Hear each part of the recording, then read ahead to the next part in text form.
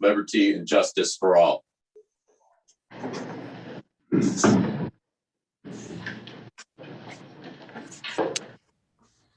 Okay, and everyone is present.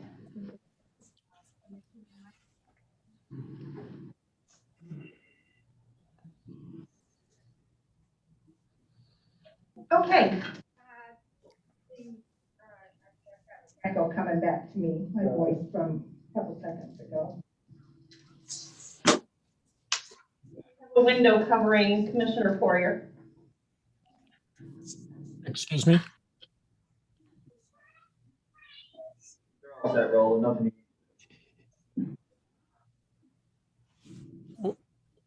Was there a question put to me? No, we're just having, we're just couldn't see your face on the screen. Technical difficulty. Oh, okay.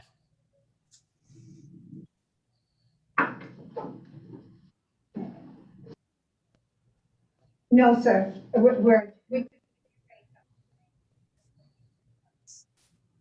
let's just to get ironed out.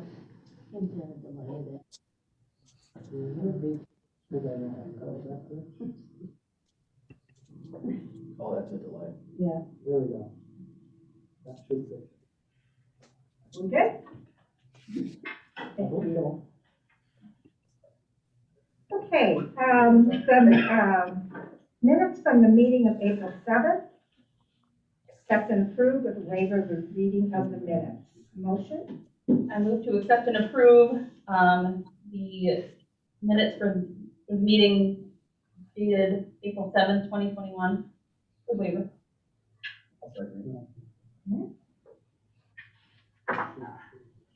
And any discussion about the minutes? Okay, all in favor? All right, and by those on Zoom, I'll take a verbal from you, Commissioner Poirier. In favor. Thank you. Commissioner Larry? Aye.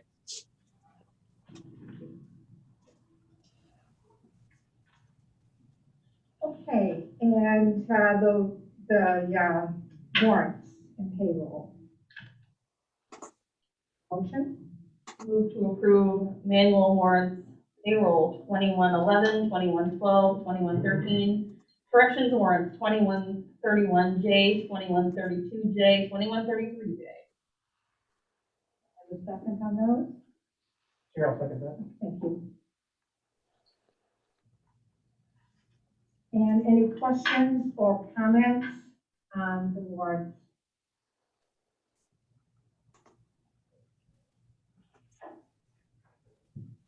And will you help me, if someone over there puts their hand up, will you make sure I know? Sometimes I don't always see it in the screen. No, I will do my best. Thank you. Okay, all those in favor of accepting the warrant? And by Zoom, I'll take your verbal. Commissioner Poirier, Aye. Commissioner Larry? Nay. Okay. Maine County Commissioners Association report.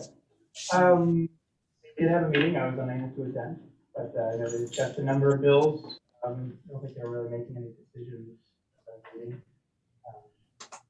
But I hope to get back to you soon about if there's anything more to report. Okay, thank you. All right, Commissioner Kelly, Central Maine Workforce Board. I am excited and pleased to introduce to you Susan Sorini, the Director of Workforce Services from the Eastern Maine Development Corporation via Zoom, who is here to give us a local area workforce update. Susan, if you'd like to take the floor. Great. Thank you so much for allowing me to be here today. Can everybody hear me okay? Great. So this is a great opportunity to be able to come in person, well, through Zoom, to be able to provide you with an update of what's been going on regarding our workforce programs in the area. So Androscoggin County, of course, is one of the, great counties we get to represent. And what we'd like to do is just present with you some information regarding what's going on around our workforce programs. And this is something that if in the future you'd love to have us come back, I would love to be able to do this, even if it's on a quarterly option and maybe even in person, because I'd really like to do an in-person as well. So just to talk a little bit about programming, right now for the Androscoggin region, we've been able to continue all programming activities even through some of the COVID-19 restrictions that we've had. And the way we've been able to do that is through a virtual setting as well as in-person setting. Prior to September, of course, there was a different service provider. So EMDC has been the provider since September of 2020. We came into the program with a virtual setting where we've allowed virtual information sessions that allows individuals to learn about our programs and be able to continue enrollments through that period of time. We're very pleased because we were able to enroll a total of 127 individuals from September until April of 2021. Out of that number, 43 of those individuals are from the Androscoggin County region, which makes up about 33% of the enrollments that we have right now in Central Western Maine. Right now, total, there's 145 individuals in the program. So we're really increasing enrollments over time and look to really be able to provide services to more individuals. We've established a virtual opportunity, and that includes the ability to meet with anybody regardless of their location. The idea is to be able to provide information around opportunities that could be training opportunities or even just job placement and working with employers to help meet their needs as well. So we have created a bunch of different workshops that can be virtually attended, which means we have an information session. We also have a career exploration session and a job readiness session that's actually statewide and very highly attended for individuals. Then in January of 2021, we had a great opportunity to provide a virtual lobby. So what that means is we have open office hours on Tuesdays and Thursdays over Zoom from 9 to 5, where individuals, including partners in the community, could refer people or themselves come and hear about the projects that we have going on or hear about the ways that we can serve individuals. So those lobby hours also provide on-demand response. So if somebody's interested in the programs that we have, they can come in during that time and meet with a workforce development specialist. So again, that was started in January of 2021, again, providing another opportunity to reach individuals. There are other programs and partnerships that are really key to some of the success. So we provide individuals with opportunities, again, to be able to do training or to be able to do job placement. Aside from that, we work really closely with businesses as well as community leaders to create opportunities. And I'm going to go over just a couple of things, a couple of different projects that are happening right now that are key to the Androscoggin region. In progress right now, we have an actual construction partnership going on where we're partnering with the Lewiston Adult Ed program, the Take Two program, and the Bureau of Employment Services, as well as the City of Lewiston and the John T. Gorman Foundation. Along with that is we have also business partners that work with us so that we are designing trainings in basic construction skills that leads to certifications. We had a recruitment period and this program just started in March, at the end of March. And right now we have 4 students that are in this area that are in the program. So that's a really great opportunity again to provide training with partnerships. And at the end of the day, it's also helping our businesses. The other partnership we have going on is a certified medical assistant program.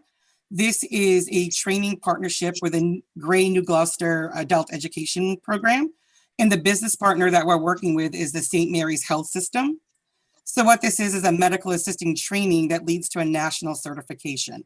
The key to this was, again, taking the needs of a local employer and trying to help them fill and populate opportunities for other individuals in the area. So we have 11 right now that are enrolled into this program. And so the program itself runs from April until July. And again, at the end of the ending of it really gives potential opportunities for those to be placed in actual positions with the employer. Again, some other stuff going on in Androscoggin County is we're working on a personal support specialist program. So that's a PSS program where we are partnering with MSAD 52 with that adult and community education program. And again, it's working with another employer that had a need. So we're providing an opportunity for people to receive the training, again, to fill the need of the employer, but also an opportunity for individuals to have that initial placement after the completion of the actual program. Another program we have going on is a certified medical assistant with phlebotomy. This training partner for us is with the Maine College of Health Professions and the Lewiston and Mechanic Falls Adult Education Program. We are also working closely with another partner of FedCap and the Bureau of Employment Services and Central Maine Health. This, the idea behind this is a national certification along with a phlebotomy certification. So this program is a program that ran from the end of March, and it will continue on until around August. Going forward, some other programs for the region include a machining program. This is a program with Central Maine Community College and Lewiston Adult Education.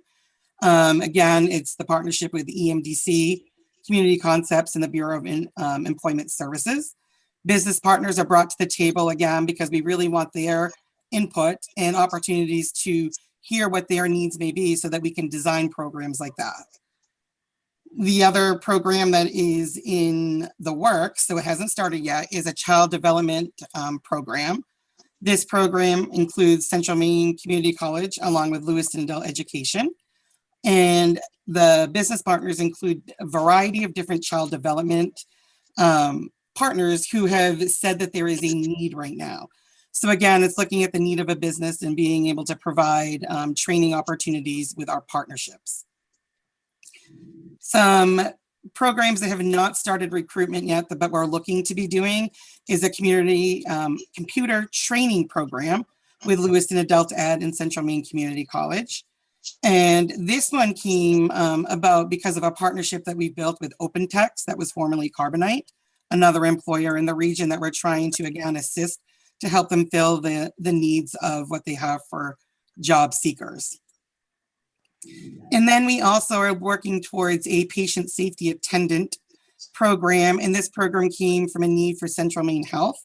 Again, it's using our partnerships in the community to really answer to needs, but also be able to provide real-time labor market information to those individuals that are job seekers. So by providing them with options of employment at the end of a training really does design a purpose for us to be able to bring people into the programs. The other program we have is the Connecting with Opportunities grant that we are administering. This grant is a funding grant that is statewide. And what we have been able to do is it addresses the opioid crisis. So individuals who are dislocated from their job or who are long-term unemployed have an opportunity to enroll into the program to receive the same services, such as training opportunities or job placement assistance, or individuals who were dislocated or long-term unemployed that are looking to train for a field that addresses and will work with individuals who were affected by this. That's a statewide grant, like I mentioned, and we have been very fortunate to start enrolling people into that program. We have about 43 individuals right now and looking to increase that with the outreach that we've been doing across the region. And then finally, we have a grant known as the COVID-19 grant. This is a funding opportunity that was given to the Coastal Counties region as well as the Central Maine region. Originally, it initiated for the Lewiston Auburn area specifically, but we've been able to offer assistance to those that are throughout the Central Western Maine region. This opportunity is more of a navigator opportunity where individuals who have lost their job due to COVID-19 can reach out to us and we help them navigate through different resources that are available. This includes helping them apply for assistance, whether it's through DHHS, working to identify housing needs that may be there, and just really trying to help them find opportunities or resources more on the humanitarian side. A lot of them are referred over to our programs that we administer through the Workforce Innovative Opportunity Act, which is that funding that we are able to give to help with job training as well as job placement.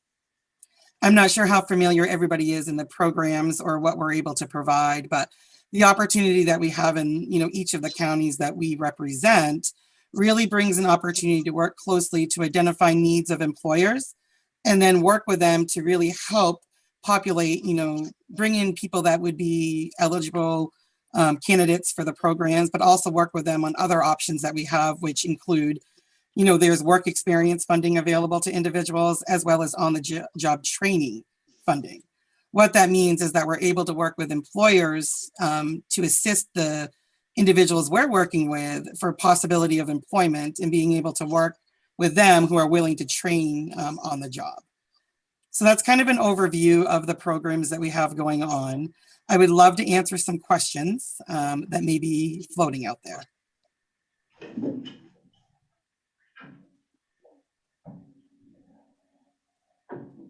Commissioner Medora. I was wondering if you had a particular person in mind, a case example of a success story that you could share with us. Absolutely. And, you know, thank you for bringing that up because we really thrive on the successes that happen within the region. And that's really how we talk about, you know, what the meaning is behind the work that we're doing. So, for example, as you know, there's different programs, like we have the Connecting with Opportunities program, we have an adult program, dislocated worker program, and a youth program. So an example of some of the work that we can do, we recently had a youth in the area in the Androscoggin region that came through the program looking for assistance for job placement. What we're able to do with them is work through some of those work ready pieces that employers, you know, sometimes find. They can find, you know, people to come to work, but sometimes keeping the employees there, you know, is a little more difficult. So what that leads into is, you know, how do we work closely with the participant as well as with the employer to help them understand the barriers, but help the actual individual see, you know, why you would, the different pieces you could do, whether it's how to call into work or, you know, what type of options are available to them. So we work really closely with that. There's a lot of partnership within the Take Two program where we're able to provide, you know, leverage of funding and help individuals get, you know, licenses or their permits and get to work. Some of the other successes would be the projects that I talked about previously. You know, we've worked a lot with the healthcare system so that we're providing the training opportunities. And at the end of the day, the jobs, you know, we're working with them to get them employed by as well. I'm gonna think of, if I can pull up, if you just give me one moment, I will actually share another recent success that we had. Another example is that with the, you know, different layoffs that have happened, like I think everyone's familiar with what happened with Pixel, and we had individuals that came to our program looking to find a new type of employment. We've been able to help those with CDL training. So we had an older individual that came through the program. We provided the funding for them to complete the CDL training and then work with them on the other side of it to help them get employed. We have other programs throughout the system, which we work with the youth part of it, where there's work experiences tied to it. So in some of the other regions, we've had those that have attended one of our virtual academies that provided work ready for them. And we provided a work experience for them with the Department of Transportation so that they were able to get some real hands-on experience. And then they continued on to get their CDL training from there.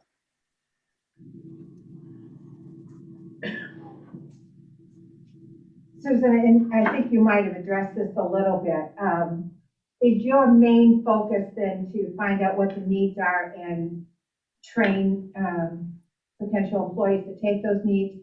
Or do you do a lot of matchmaking? Like if we find out employers that are in need of employees, should we be sending them your way so you can match them up with people in your program that might be a good fit?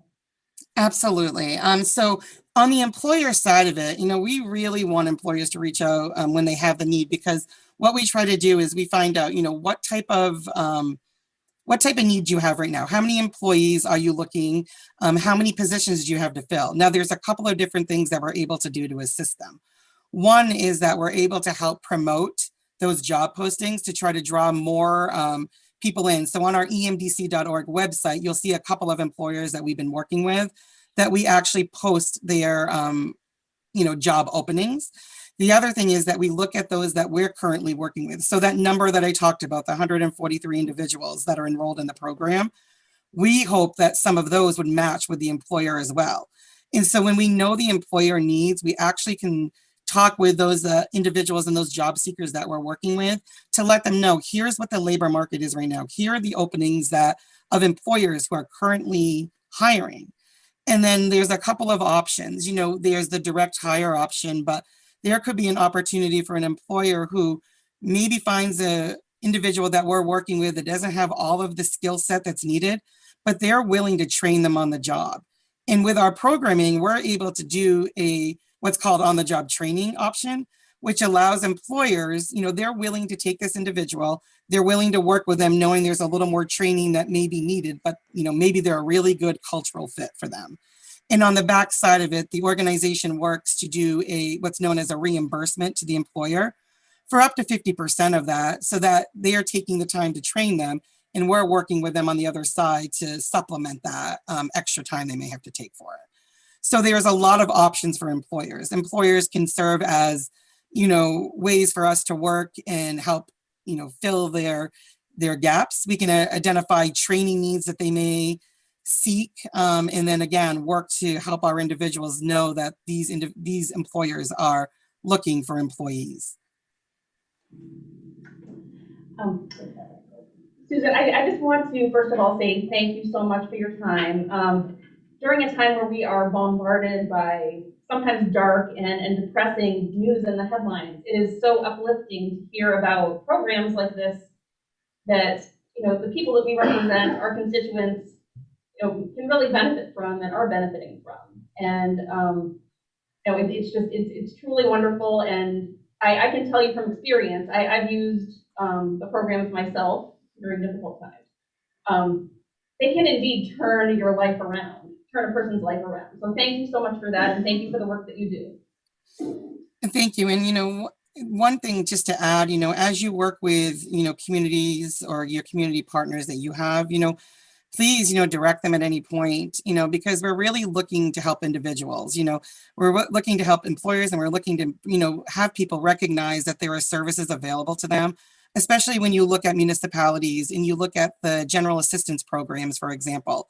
They can be referring people into these programs where we're going to help them continue to find options and opportunities. So there's a lot of programs out there already working with individuals that really could be referring them over into the programs. Thank you so very much, and have a wonderful evening, Susan. Thanks, Thank you Susan. for having me. Susan. Okay, we'll move to the treasurer's report. Okay, this is for, ending March. All departments are within budget. And we have so far borrowed 1.5 million from the TAN, which has cost us so far $1,208, which at last year, this time we were at $1,780, so we're doing a little better. And not really anything exciting so far, which is good news. That's all really there is to say about that. I will let you know that I've been sitting in with a call for the Treasury for the new guidance for the rescue plan. They did last week issue a pre-guidance. Whatever that's supposed to mean, right? There are 3 things on it that they are wanting to make sure that all counties have. And it's the SAM registration, check, we have that. The DUNS number, check, we got that. And our banking info, which is, don't know what's memorized, but I have easily access to it. So we're all set for that stage of it. We're just waiting for the next step. So no, none yet. No. There's another call tomorrow. I'll be sitting in and keep you guys posted. Great, thanks. Thank you. Thank you. Appreciate it. Any other questions for the treasurer? Madam Chair, Commissioner Ware? thank you. Thank you, Treasurer Proctor. Just a question. On the second page, it mentions restitution specialist under the DA account, but it doesn't have any information. Is that there's no amounts, or is that that position not filled, or? That position is now under the DA budget. It used to be up until this year's budget on its own. And we, Okay. for this budget, it got incorporated into the regular DA. Okay, thank you. Any other question? Okay, we will vote on accepting the treasurer's budget. All those in favor? So move. And Commissioner Poirier? Yes. Approve. Thank you very much. Okay, administrators report. Commissioner Larry? She thought you already voted, yeah. What's that? I didn't vote yet. I vote yes. Yeah, I heard you, you said so moved, right? I wasn't trying to leave you on. I thought I heard you say so moved.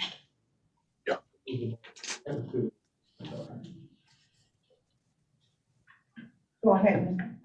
Okay, Administrator. just very quickly, there was a computer security audit done under the auspices of the risk pool. In Androscoggin County, we received a pretty decent report. I think it was an 87%. But our IT director, Doug Butler, has worked with our vendors, and we are now ready for another scan, which we believe will be excellent because they have dealt with any issues that were identified. Facilities Director Dave Cody will be out for a while as a result of an automobile accident and a broken neck. Although he was working this afternoon, helping set up for this. Anyway, we have received the draft audit, which Clarice and I are reviewing and discussing with the auditors. We'll be hearing more about that. The departments are completing their 5-year plans, and I'm reviewing those. We have received the Androscoggin County legal files from older cases that no longer are required by the legal firm to hold, and I've reviewed actually a portion of those for historical sake. And so anyway, there were like 15 big boxes of them that came over. I approved some changes to make it easier for the court marshals to monitor entrances, putting in a monitor and a camera and so on. Clarice keeps attending, as she has said, the NACO updates on the American Rescue Plan, and we are still awaiting guidance. So as soon as we know more, we'll let you know. Okay, thank you. Go ahead, Commissioner Ames. What was an example of the cases? Anything significant or? Oh, yeah. The legal cases? Yeah. So the particular one that I reviewed had to do with the, and I wasn't aware that it had actually already gone to arbitration. When I came, we was in the middle of a lawsuit with the union as to whether they could file grievances for discipline, to go to arbitration. And anyway, that some of the history of that I wasn't aware of at the time. And so there's a whole host of things that we used to spend a lot more money on legal fees than we do now. So there was 15 boxes of them. And I haven't reviewed a lot, but just Nothing glaring that shouldn't be there. nothing glaring that I ran across. So. And again, these are older ones, from more than 7 years ago. So. Yes, Mr. Poirier. Could you elaborate on the Registry of Deeds being closed as to what is exactly when we expect to have it opened and what has happened? It is actually partial. We had some COVID issues. We have one employee currently out, one out on quarantine, and one has just come back. And so we're still doing work in the Registry of Deeds, and we're expecting by the first of next week we'll be fully open again.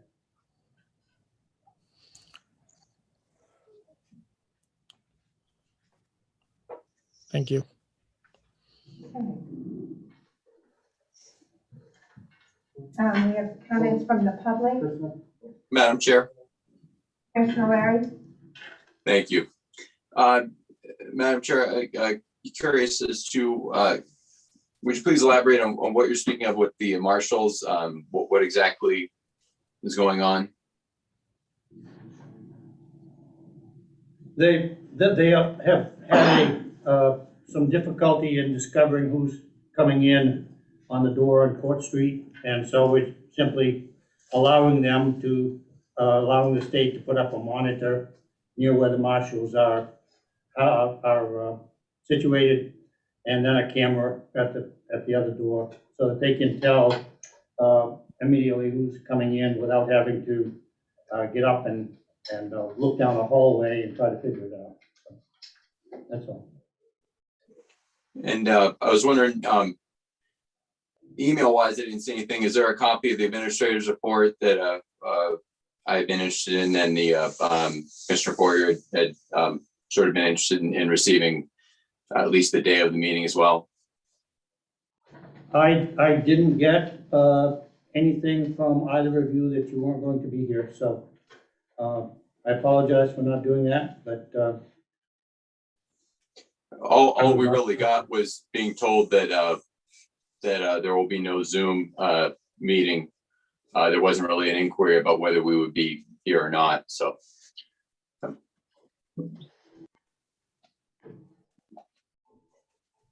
Okay, comments from the public. We have a member of the public. Did you want to introduce yourself or say anything? Me? Yes. Hi, my name is Erica McCarthy, and I work for Central Western Maine Workforce Development Board. I knew Susan was going to be here today, so I thought it would be a good opportunity to hop in, have some chance, and talk a little bit about this virtual hiring platform that the board is purchasing. So if you have some time, can I? Go right ahead. Yes. So Premier Virtual is this hiring platform that the board is purchasing, and it is used for hiring events and maybe even benefit fairs, anything that would require some sort of simulation, like in-person simulation. It's been used by 120 workforce development boards, including Massachusetts, Maryland, Virginia, Florida, Texas. It's been effective for serving people with disabilities and language barriers. For example, Florida has over 2 million people with disabilities, and the state's serving those folks with this platform. So we just thought we would mention that and talk a little bit about like our procurement process, how we ended up coming about purchasing it. That Cleo's approved the purchase on January 6th. The full board approved it January 27th. He's a rider, so it went to a level 1 procurement. Even though it's only a $22,000 a year purchase, and we'll have it for 3 consecutive years for about $66,000. And then we just wanted to mention the procurement and how the product, and answer any questions that anyone has, because we're really looking forward to utilizing it. We think we can really reach out to like thousands of folks and businesses in this strange like virtual environment that we're in right now. It's not really a product, it's a service, so folks use it online. They don't have to download anything on the computer. There's nothing tangible that's like residual after they use it. It's just something kind of like a one-time use, and then it's done. And same goes for us, like it's not on our systems or anything like that. Once we're done with it, into the cloud, wherever that is. So we just wanted to kind of, for the sake of transparency and communication, just mention this product that we're buying, and answer any questions if you've had anything, and kind of touch base. So thank you for the time. We discussed this briefly at our last meeting, and wasn't there some sort of an issue with the budget for this particular space and the Department of Labor? I received communication from Stacey Kilmer regarding the Department of Labor, and there was some sort of issue regarding, the budget.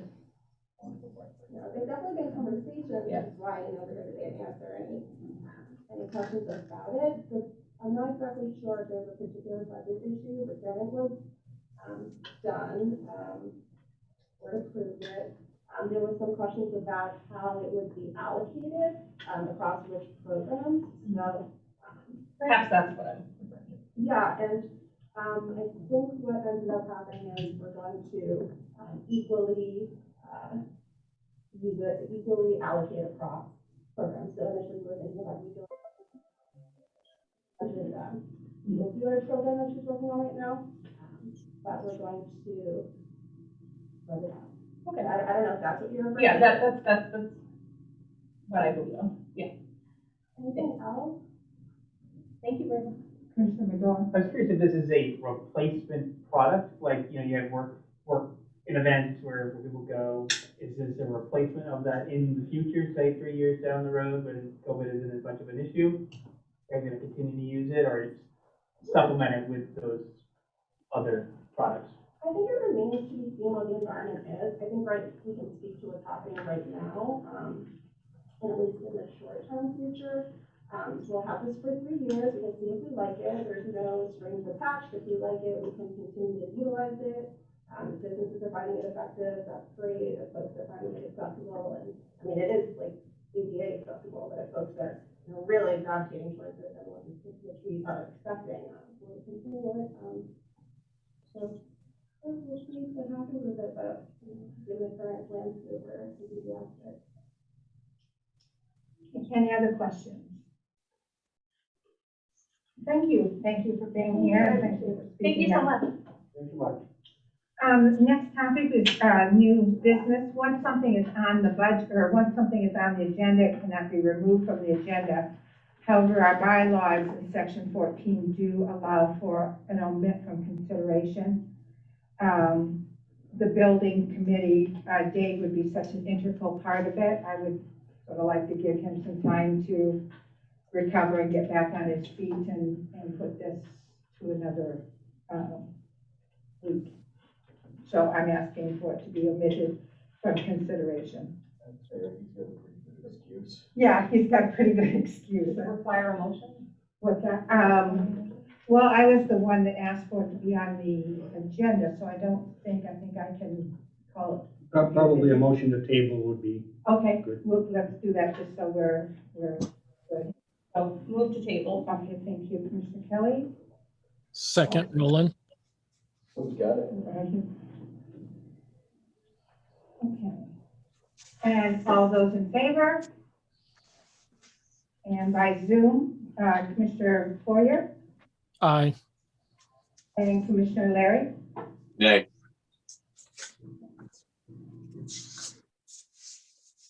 All right, discussion items, commissioners?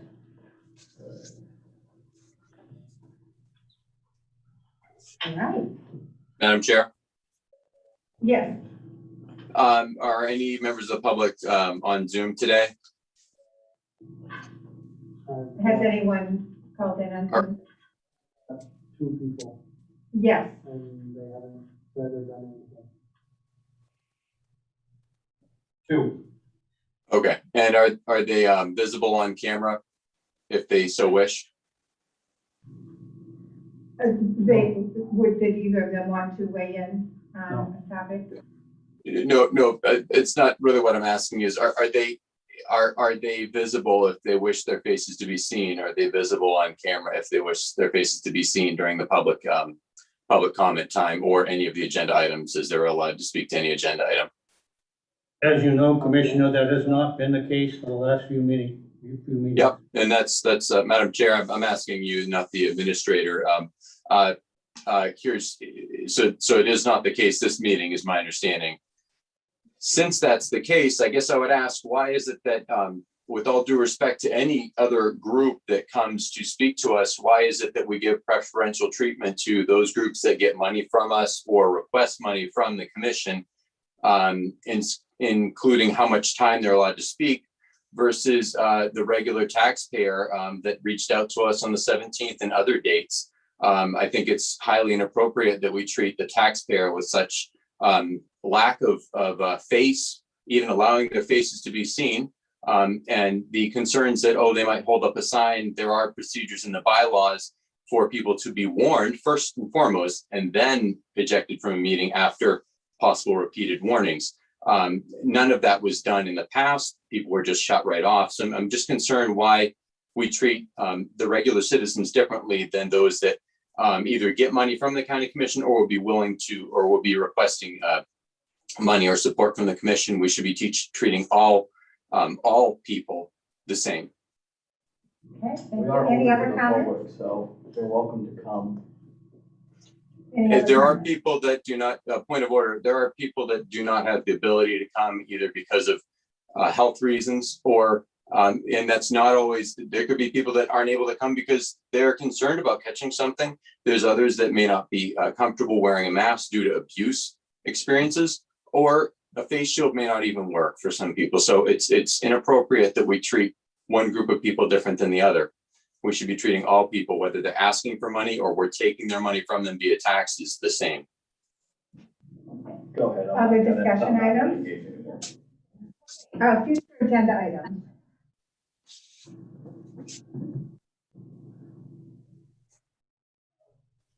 Okay.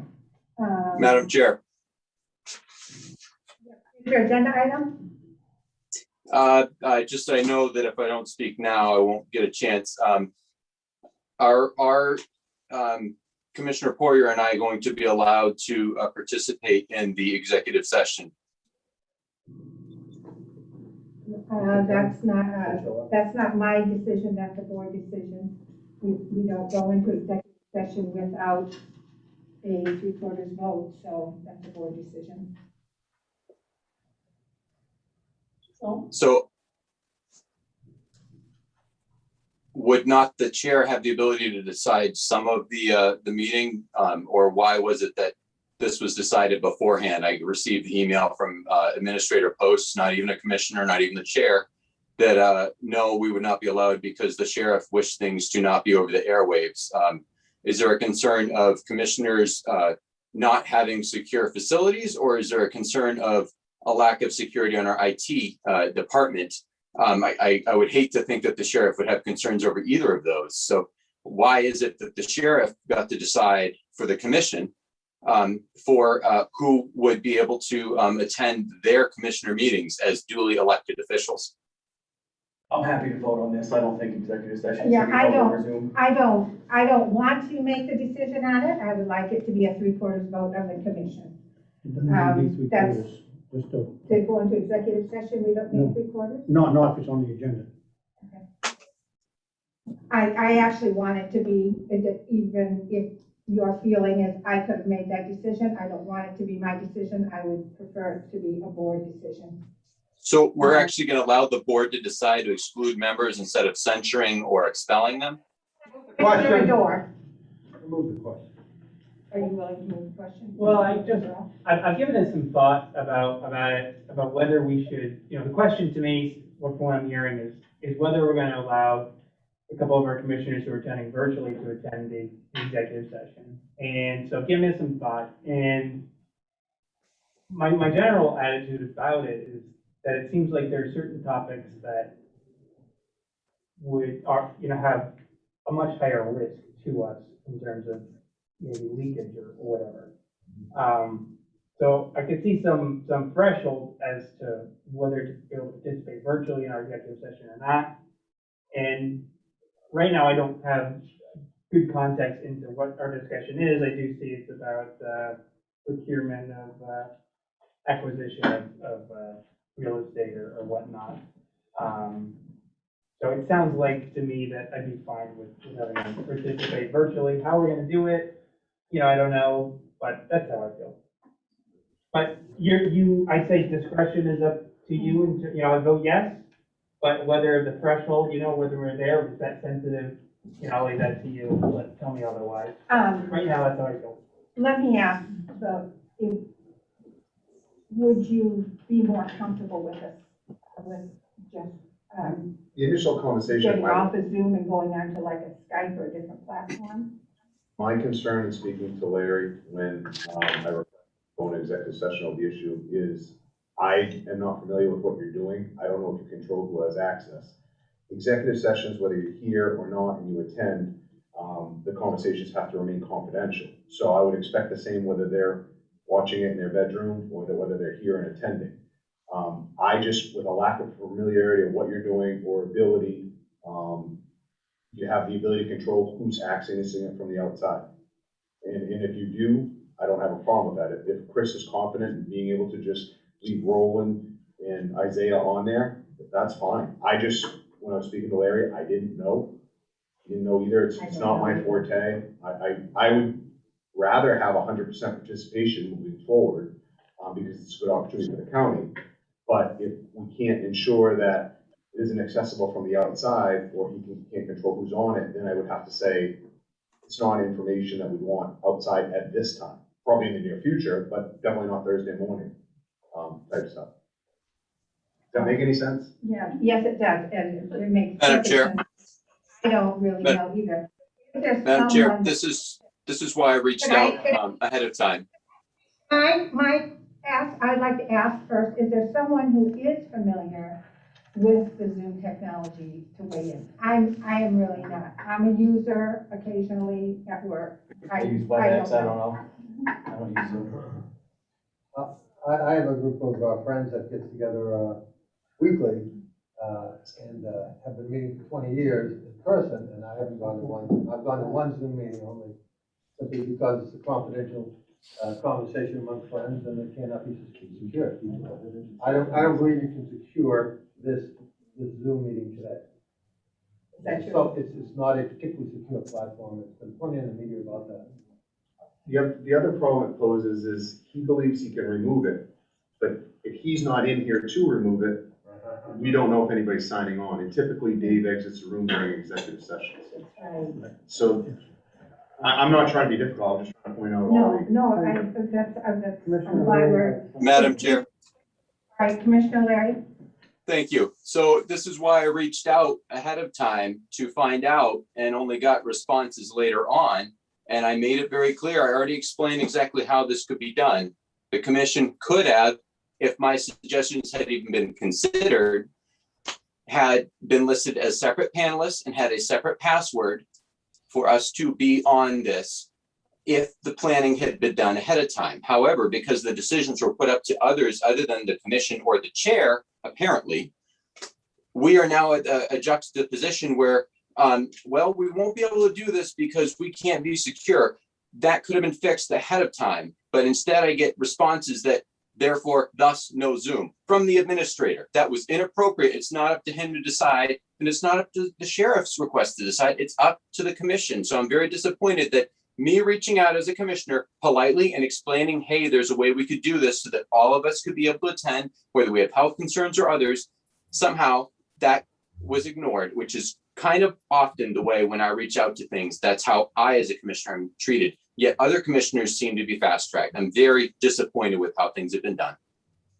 Okay, if I could just answer that, you reached out on Friday. And on Friday, I asked Dave to weigh in. And on Friday, Dave had a serious car accident. So I find that accusation to be off base because of that. He did not weigh in come Monday. Other people started weighing in. You had asked if something could be done. As soon as I saw that email, I asked Dave, could you weigh in and tell us why, what's going on with this? Obviously, Dave could not respond. And I don't, Madam Chair, I don't blame Dave one bit. I had never been informed of that information, just as looking on the website, I had never been informed of anything going on with the Registry of Deeds either. And to your point, you said, well, you only responded Friday. I only got the agenda on Friday, Madam Chair, because that is what the commission has chose to allow. So it's hard for me as a commissioner to ever take steps to prepare any more ahead of time than Friday. I don't want him, why don't we just call? Okay, that's what's happening. I don't want to add to the confusion, but to get this going, because the issue is more important than the diatribes. I have no problem trusting Chris, and I've talked to Chief Moen.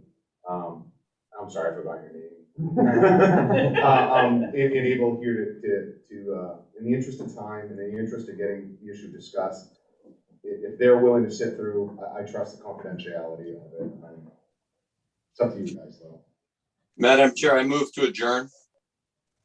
It's out of order. Is there any way? Why we is it can out of order? Start a new one? I believe I can. I can start a new session. So that way we, we don't have any residual, other people, on this particular call. We have a brand new. Correct. I'd like Mr. Post to weigh in on this also. No? You don't have to, yeah. The only thing, I look at a couple of instances where some cities and towns have had people hacked into Zoom meetings and stuff. Can you do a phone call? I mean, that's totally up to everybody else. I don't doubt, so. Yeah, Madam so Chair? what if we went to a different platform, yes? What if we had the meeting like we always do, in person, and then we brief the two commissioners that couldn't be here afterwards? Commissioner Poirier, did you hear that? Yes, Commissioner Poirier. Okay, this sounds awful challenging I have to admit, I'm not sure why this is so challenging, but can we call in on a conference call? I mean, don't we have a conference phone? Can we at least You listen? Put you on speakerphone. If somebody else has their phone here, Commissioner Larry could call in on that phone, and we could put it on speakerphone. Would that solve the entire problem? All right. We don't have a conference phone in the room? I'm not. I thought we had one. Do we have a conference phone? There or- is one in the corner there, I'm not sure how to use it. Our problem is we don't have Dave. That's the key thing we don't have. conference, I don't know what the extension is to get to. You don't know what the extension is? If we take two cell phones, speakerphone, should be good. Couple cell phones. I mean, my cell phone number is public on websites everywhere, so I don't mind giving out my cell phone number at all if there's somebody else that wants to give out theirs, and we'll put you on speaker. So at this point, well, I'd like to take a short break and. Should we ask if they're both okay? I mean, are you both good with calling in? Well, looks like it's the only option to this evening. I'm disappointed, but I'm willing to make it work. Thank you, Commissioner Poirier. Commissioner Larry, you good with that? That'll work for me. Okay. So let's take a vote to go into executive session, and then let's take a 5-minute break and get things set up and. Wait a minute. Go into Um, executive. Are you going to call us or we're calling you? How are we connecting on this call before we break? I just want to clarify. I can use my phone and call, Commissioner, if Okay. someone would call. Does somebody have Commissioner Larry's phone? Okay, I think I do. Okay, so Noel's going to be calling you, Commissioner Poirier, and Commissioner Larry, I'll be calling your phone. Okay? Yes. All right, motion to adjourn, So moved, or not to, I'm sorry, not to adjourn, to go into executive session. so moved. Seconded. And all those in favor? And Commissioner Poirier? Aye. Okay, Aye. and Commissioner? Okay, Aye. Thank you. 5 minutes break. Right on the ball. Anything decided on That's the news,